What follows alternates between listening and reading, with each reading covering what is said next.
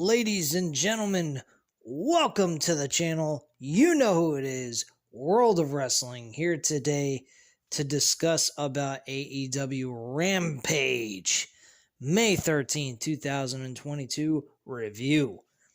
The show was pretty solid. Nothing, to cry home about. It was our average good show. Some good wrestling took place. We had the main event with the TNT Championship, Frankie Kazarian versus Scorpio Sky. And Sammy Guevara was at ringside watching this match. Now, originally, before this match was going to take place, during the interview before the main event, which they do on a week-to-week basis, very rinse and repeat segment that they do. First, when they did it, I didn't mind it, but after the last couple of weeks, I've been getting kind of bored of it. It's really kind of weird to keep doing it. But whatever, I mean, it is what it is. It's just a 1 hour show. It's not a big deal. I'm not going to make a big hissy fit over it. It's just a minor thing. So anyway, before the match even took place, Scorpio Sky actually asked Dan Lambert and fucking Ethan Page to go ahead and stay backstage so that he could have the match one-on-one in a clean and fair fight to bring some prestige to the TNT Championship. Wednesday night, Sammy Guevara was talking to Frankie Kazarian and telling him, look, man, you're making a huge mistake. Him and Tay Conte were both telling him to not trust Scorpio Sky. He's going to regret it. And it was really surprising. I thought at first we were going to get the Men of the Year removed and just become separate and be singles competitors and not be a faction anymore. But thankfully, that was not the case. Under the circumstances, it was kind of weird to be happy that Frankie Kazarian got screwed, but those three guys together are really cool. I like them together. I don't want to see them break up. I think they're a great group, trio, that work very well together. And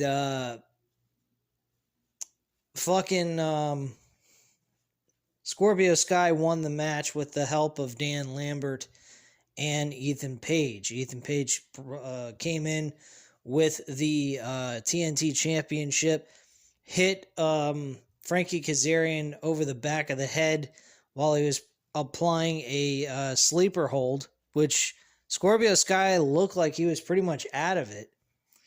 And then we had Scorpio Sky finally wake up. He got up, hit the TKO, and got the victory. After the match was over, Scorpio Sky was a little frustrated. He saw that both of them were in the ring with him, and he had a feeling that they were trying to interfere. And they made Frankie Kazarian was upset, and he was telling Scorpio Sky, dude, these guys got in this ring and fucked me over out of this match. And Scorpio Sky looked at them and says, is that true? Is that true? Are you serious? Ethan Page grabbed the microphone and he says, you're damn right I did it. And what the hell's wrong with you? Aren't we on the same team here? I did that for you. I did it for us. You're mad at me because I did something nice to help you out so you could retain your championship? And like, what team are you on? And he goes ahead and he says, I'll show you what team I'm on. I think that's what he said. I might have been adding in words that didn't occur on the show. But he then turned around, grabbed the TNT Championship, and just nailed fucking Frankie Kazarian in the skull. And then Ethan Page applied a few stomps onto Frankie Kazarian at that point. Dan Lambert got on the microphone and he says, you see that, Sammy Guevara and Horcante? Oh my God, I couldn't believe he said that shit. And Sammy Guevara got out of his seat and grabbed a steel chair, and he tried to go in there and defend Frankie Kazarian. Sammy Guevara is in a very odd situation.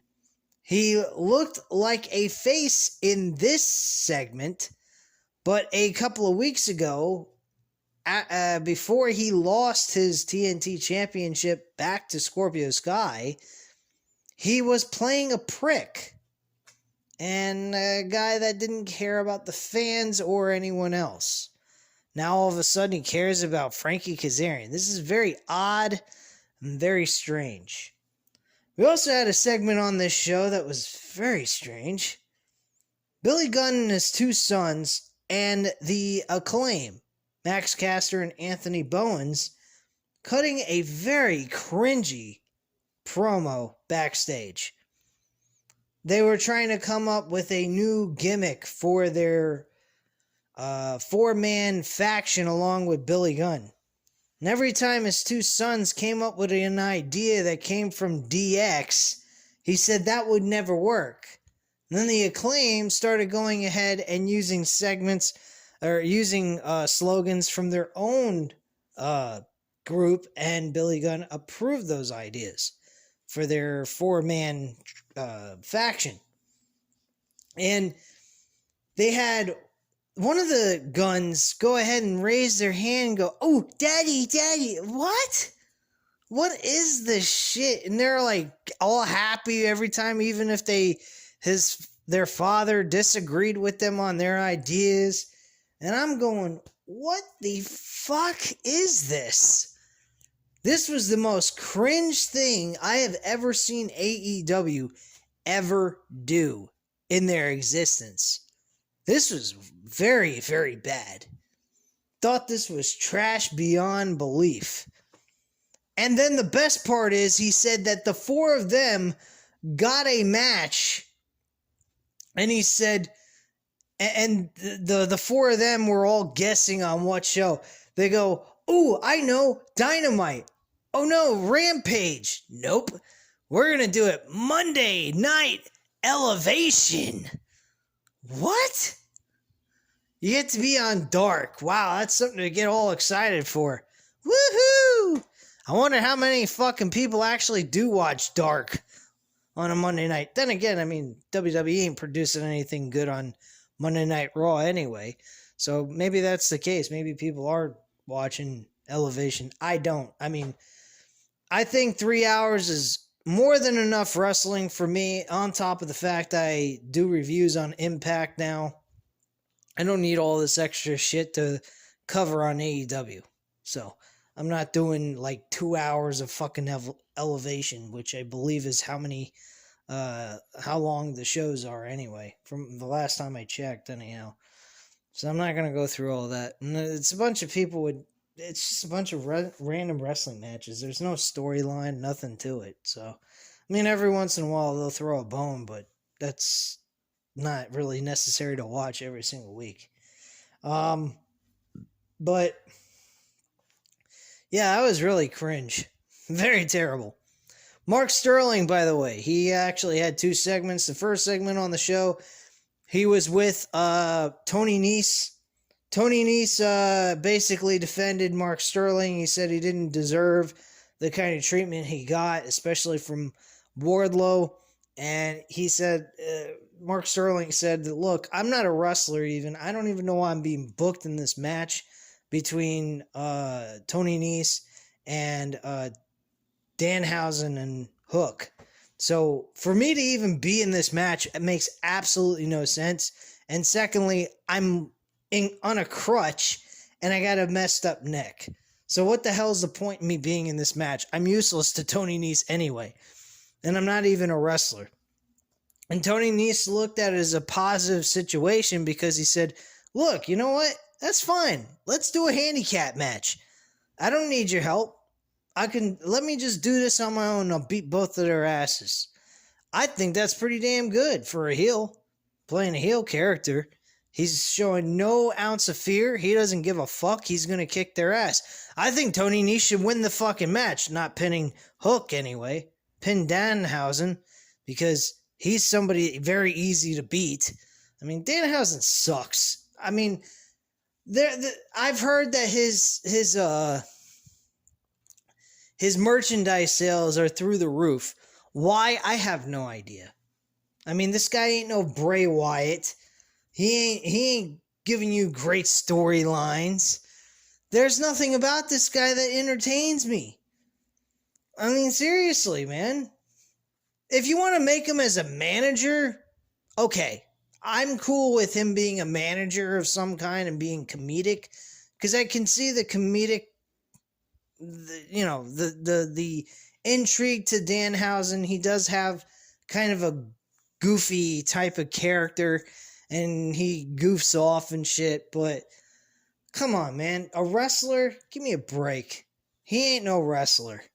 He's an entertainer. He should be part of the JAS, man. I mean, Jericho seems to, he doesn't seem like he has a bad relationship with Danhausen. I mean, he'd be great for that group. The leader in sports entertainment. I mean, come on, man. I think that would actually be pretty cool for Danhausen. Hook doesn't need this. Hook does not need Danhausen with him. It makes Hook look silly. And thankfully, this is probably going to be only a temporary thing. I don't think this is permanent. I would hope not. I don't think Hook needs that kind of goofiness around him. He needs to be stuck with being serious, kicking ass, and being in realistic storylines that involve him in real grudge matches, eventually leading to a championship of some kind. But Hook does not need to stay with Danhausen anytime soon. I think after Double or Nothing, they need to drop the whole alliance between these two and let them move on and do their own separate thing. That's just my feelings on that. I liked Hook by himself. He doesn't need to be with Danhausen, of all people. For God's sakes. You want to put him in the tag team division, put him with a legit wrestler. But, my God, man, don't stick him with fucking Danhausen forever. Just my thoughts. But I'm pretty certain this is a temporary thing. Then Mark Sterling was also out at ringside. And I'm not going through this review in order, so bear with me. I will cover mostly everything that was important on the show. All these other small little dinky segments, I don't really particularly care to cover them. But yeah, Mark Sterling was out with Jade Cargill, Red Velvet, and Kiera Hogan, excuse me. And Red Velvet will be facing an opponent for the Owen Hart tournament, despite the fact that Hikaru Shida suffered an injury, I believe, during the match she had with Serena Deeb. So basically, the replacement for that match will be Chris Statlander in a one-on-one match for next Friday's Rampage. So those two will be competing one-on-one. I think Chris Statlander will be moving on to the next round of the tournament, more than likely. We also had an opener to the show. The opener was a 6-man tag team match. Butcher, The Blade, and Mark Quinn going up against Death Triangle with Pac, Rey Fenix, and Pentagon Jr. This was actually a fun 6-man tag team match. I've heard some people online complain about 6-man tag team matches in AEW. I don't know why they would be complaining about this. They're fast-paced matches. Yeah, I have to admit, sometimes multi-man matches are a little out of hand, very hard to follow and enjoy, but sometimes they can be really, really good matches. And this was a fun match for what it was worth. People that flip out over 6-man tag team matches, I don't get it.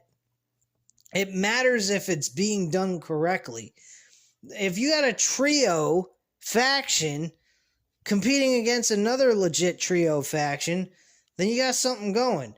Unfortunately, the team with Mark Quinn and Butcher and the Blade, not so much. I mean, Mark Quinn has a tag team partner. His name's Isaiah Cassidy. So, I mean, he doesn't need to be teamed with them. He already has a tag team partner. He's a tag team partner specialist. He's not a six-man tag team specialist. So I wouldn't go in that kind of route with the six-man tag teams. But like the Blackpool Combat Club, the Undisputed Elite with Adam Cole and Red Dragon, those are legitimate six-man tag teams and whatnot, or trios, whichever way you want to call it.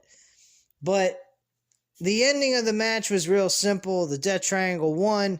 They connected with Rey Fenix and Pentagon Jr.'s finisher, tag team finisher, followed up by the Black Arrow with Pac, and he got the 1-2-3. After the match was over, we had an actual a return of the House of Black with Malachi Black, Buddy Matthews, and Brody King. Now, they just had a stare down. They didn't get in the ring. They didn't beat them up. The lights went out, turned back on again. They were gone. That's it.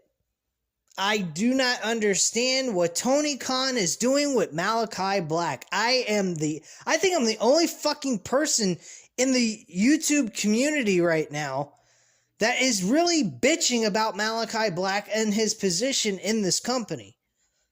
This guy deserves a shitload more than what he's getting. I mean, I feel like as if he's in WWE 2.0 situation here.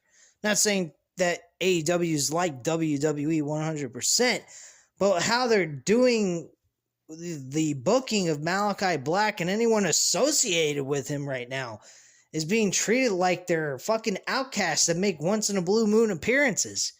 They don't even wrestle anymore. They just fucking make appearances. That's retarded. That's not the way you treat that group. I mean, look at it this way. You got the Dark Order. They're used more on fucking in wrestling matches than fucking Malachi Black's group does. That's insane, man. Dark Order used to be badass. Then Brody Lee passed away and they turned him into a bunch of fucking joked out comedian wrestlers of a group. I mean, I didn't particularly like that. I wish they would have continued where they were going with the storyline with them, and they just kind of just dropped off the face of the earth. And that's ridiculous. Now Malachi Black's group is getting the same treatment. I don't get it. I really don't. But hey, it is what it is. I'm not gonna sit here and complain all night about it.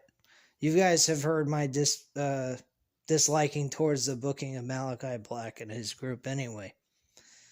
Alright, moving on. We had the next match was actually Bear Boulder versus Shawn Spears in a one-on-one match. Very quick match, and Shawn Spears wins with the C4 finisher to get the 1-2-3. Nothing really special happened here. A little bit of a kind of a build towards Shawn Spears' match with Wardlow inside of a steel cage coming up in the near future. I think in about 2 weeks from now.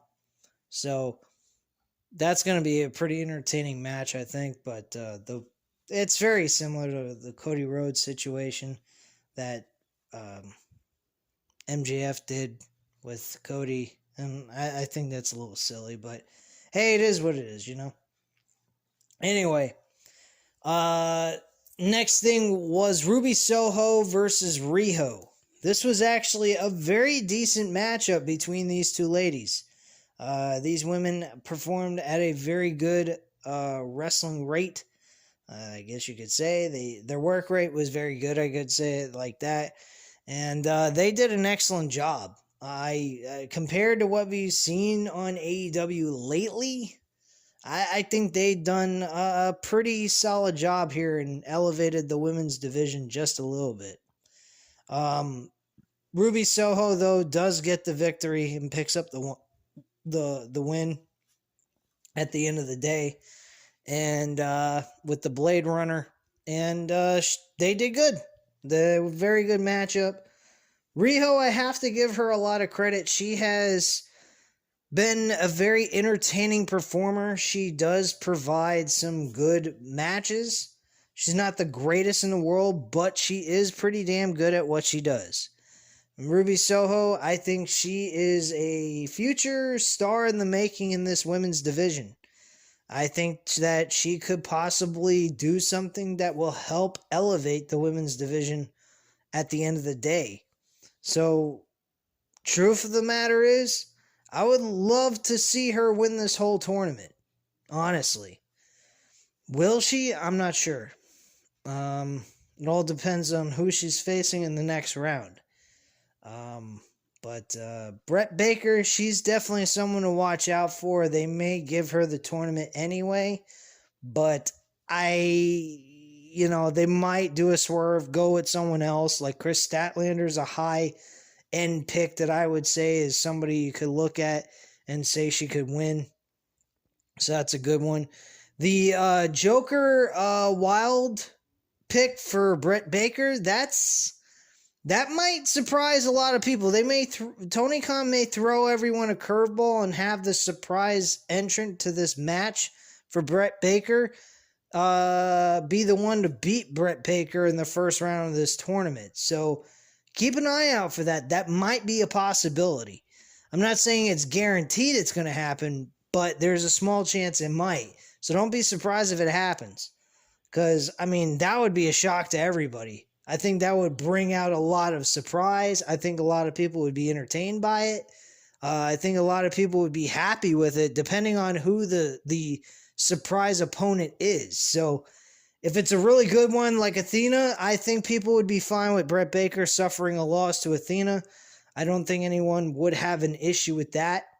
But if it's somebody like, just some average Joe, nobody, I don't think people would be too satisfied with that. I think Britt Baker is a very high-end, valued performer in the women's division. I think she is somebody you definitely take good care of and make sure that she looks good, whether she wins or loses. So she needs to have a good opponent for her to end up losing in this tournament altogether. So Ruby Soho would definitely be an okay person if she has to go up against her in this tournament. I would be fine with Ruby Soho beating Britt Baker. That is not a bad opponent to have beat Britt Baker at the end of the day. But this surprise performer or surprise opponent for Britt Baker would definitely be fine depending on who it is. Just my thoughts on that. Anyway, and that's pretty much it, guys. That is the entire show. I already covered about the main event with the TNT Championship, so I'm not going to reiterate that on the video. But that is pretty much it, guys. So if you like this video, hit the like button if you like the video. Hit the subscribe button if you're not already subscribed to the channel. And as of course, leave a comment down below. I'll definitely get back to you on that. I thank you guys very much for watching, and have a great night, guys. Bye.